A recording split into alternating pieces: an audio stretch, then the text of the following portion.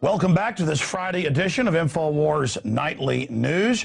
I want to thank Paul Watson for doing the news portion of the transmission this evening. I'll also be back this Sunday, 4 to 6 p.m. with the syndicated radio broadcast. If you don't have a local AM or FM in your area, you can simply tune into the free audio streams and video streams at Infowars.com.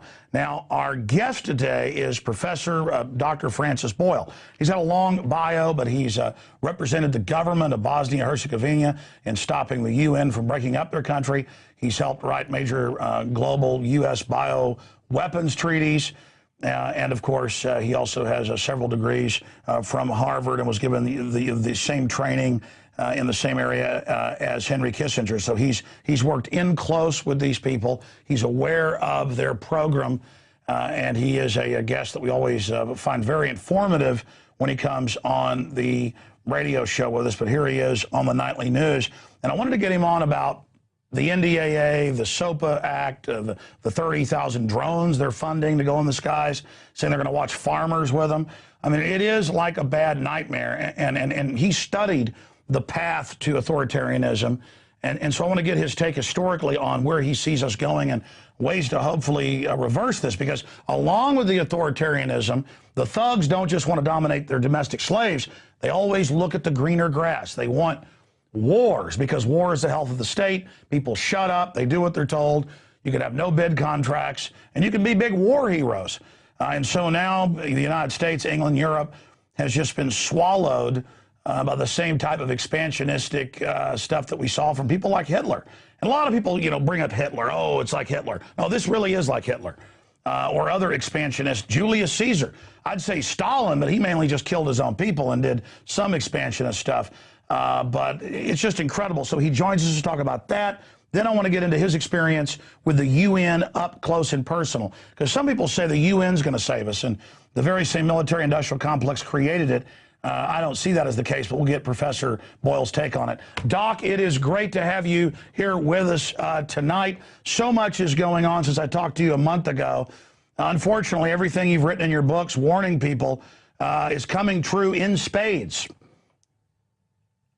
Well, thank you very much for having me on, Alex. My best to your audience. Right, it looks as if we've seen the pattern here, as I said before, that after 9/11, the financial elite in America has decided to go for broke.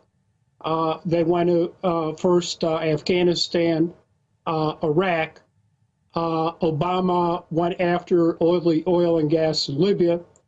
Now they are going after Syria, and it looks that will be a lead up to Iran, which could set off another world war. It's an extremely dangerous situation right now in Syria. The neoconservatives, these Straussians, have always had their eyes on Syria to knock it off. I served as legal advisor to the Syrian delegation to the Middle East peace negotiations in 1991. Now, I haven't worked for the Syrians since then, but they did ask me to draft their opening position in the peace negotiations, which would have been full peace for full withdrawal. Of course, they got nowhere with the Likud government under Shamir. But when Rabin was elected prime minister, very rapid progress was made to a comprehensive peace agreement between Israel and Syria, along the lines of the peace agreement Israel had with Egypt. So it was ready to go. And there were elections coming up in the spring of 1996, and Rabin concluded that he would present that peace treaty to the Israeli Knesset after the elections. The votes were there, but he would wait until after the elections because it was a major development. There'd be a lot of debate. And he began to run, this was late 1995, on a peace platform. He had concluded the Declaration of Principles with the Palestinians.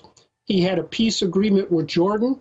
he had a peace agreement in his pocket with Syria, and that then would have certainly led to a peace agreement with Lebanon. So everything could have been tied up. And then, as you know, he was murdered by his own religious fundamentalists and right-wingers over there. Netanyahu was elected prime minister, and there has been no forward progress at all since that point in time, except that the neoconservatives here in the United States have always wanted to knock off the Syrian government since then. But they're putting Islamic, jihadi, Wahhabist types in charge now in their invasion there. The same folks they used in Libya, they're now admittedly conducting massacres and torturing the French ambassador. I mean, what's the end game after the chaos phase? I guess then round out the al-Qaeda they put in place? I mean, this is crazy. Well, of course, we have to understand all these al-Qaeda people go back to the CIA, including bin Laden himself. So there have been long ties with the CIA from these people going back to the original Soviet invasion of Afghanistan. So we use these fundamentalists whenever we think it is useful, as in Libya and now in Syria. And yes, the agenda in the case of Syria is simply to destabilize Syria and perhaps crack it up into its constituent units, as they did with Afghanistan, as they've done with Iraq, as they've done with Libya, and just break it up into small little pieces short of a nation state that really then cannot stand in the way of the objectives of the United States, Britain, France, Israel. Now remember, France was a former colonial power here. It's ridiculous to think that they could care less about human rights in Syria. And the same way with Turkey. Before France, Turkey was a former colonial power. So they're all working together, and they're happy to use these Muslim fundamentalists. Indeed, today's Financial Times has a big story about how we are now shifting all the Muslim fundamentalists in Libya that overthrew a nationalist regime there under Gaddafi. We're now transferring them over to Syria. So it's very clear it's the same people, same agenda. And then separately saying we've got to have 30,000 drones in the skies, highway checkpoints, TSA getting in our space, groping us because al-Qaeda is going to get us. And then they're using the very al-Qaeda to commit assassinations and bombings in Iran. They just play the public like the public's totally ignorant. And I guess because the media has played along with the deception, the public is ignorant. It's just, it's so absurdist that we're told, give our rights up, al-Qaeda will get us. And al-Qaeda across the board is this clandestine CIA, Mossad, MI6 secret army, same type folks they used to overthrow Mossadegh in '53. You and I know the history, you to a greater extent in many cases than I. It's just cartoonishly obvious. Now let me raise this point since you brought this up. I was rereading for whatever reason this morning because I saw it again, exactly what that editor of that big Jewish newspaper said last month in Atlanta, where he said, you know, I've talked to Mossad people and it's being discussed killing Obama if he doesn't get behind this war. And then I'm not a fan of Obama, obviously, but I'm seeing this pressure. There's different camps in there. I mean, this is our president regardless. And and then I was watching some other news articles out of Israel with like major right-wing rabbis saying, shut up, America, do what we say, you know, we don't care, we're going to attack. And what the editor said was great, you know, we'll do what we have to. I mean, to use the word chutzpah, there's almost like it's crazy land because they're trying to start World War III. The military-industrial complex, the contractors want it, but the generals don't want it. And then I get emails and calls and things, and I'm pretty much neutral on Israel. I want Israel to be peaceful and happy. I'm not anti-Israel. And I get threats now. You better shut up and get behind this traitor. I mean, it's really creepy to watch because reading what the editor said and others, it shows a level of confidence that is is frightening because it is obviously insane. And I know that's a rant. It's just that you can feel World War III. You can see it. The Russians are sending in Spetsnaz. The Iranians are sending in troops. Nuclear weapons are getting moved around. The Chinese are saying brace for war. Even in the Cold War, I've studied it. You lived it. I've never seen rhetoric like this. I mean, it's just crazy. What's your view on that rant? Well, I think it is. It's extremely dangerous. As I discussed with you in our last interview 2 weekends ago, we sent a U.S. aircraft carrier strike force through the Straits of Hormuz and basically dared the Iranians to carry out their threat to shut the Strait of Hormuz. Fortunately, the Iranians were sensible enough not to do it. Last summer, as you know, we backed up South Korea shelling in North Korean territorial waters, even when the North Koreans had said they would retaliate. And we were fully prepared and on standby for an all-Korean war. Fortunately, the Chinese encouraged the North Koreans not to retaliate. And then under Bush, as you know, we encouraged Georgia to attack South Ossetia, knowing full well there were Russian troops there. And they were killing Russian troops with our arms, equipment, supplies, and support. And I guess they figured that Russia would not respond, but Putin did. And when Putin did respond and was about to overrun Tbilisi, the United States government under Bush basically cut away Saakashvili. And fortunately, Putin decided to stop short of Tbilisi. So there we have 3 instances recently, going back to 2008, where the tinder for a world war could have been set off.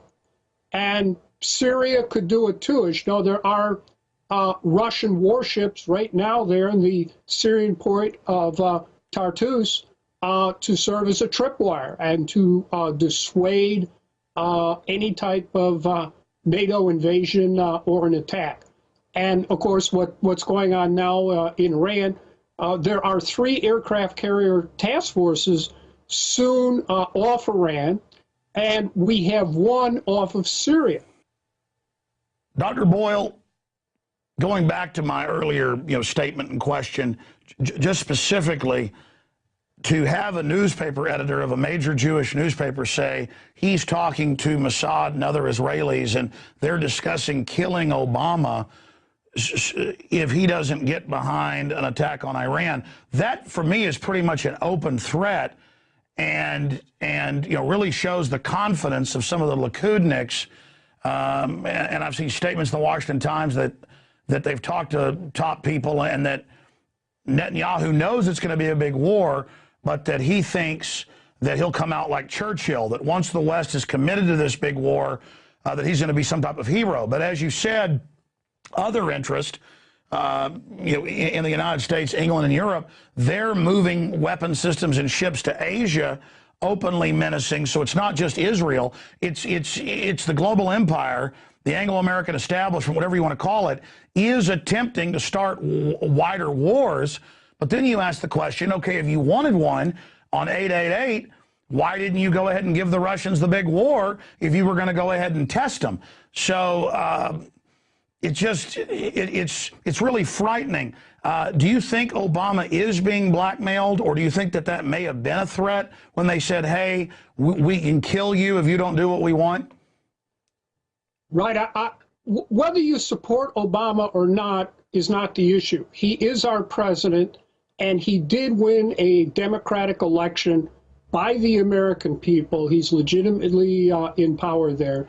And we certainly can't tolerate or support him being assassinated by anyone, especially by a foreign government. And the reason this rhetoric is so dangerous is that this was exactly the same type of rhetoric we saw in Israel before Prime Minister Rabin was assassinated to prevent the Syrian peace treaty.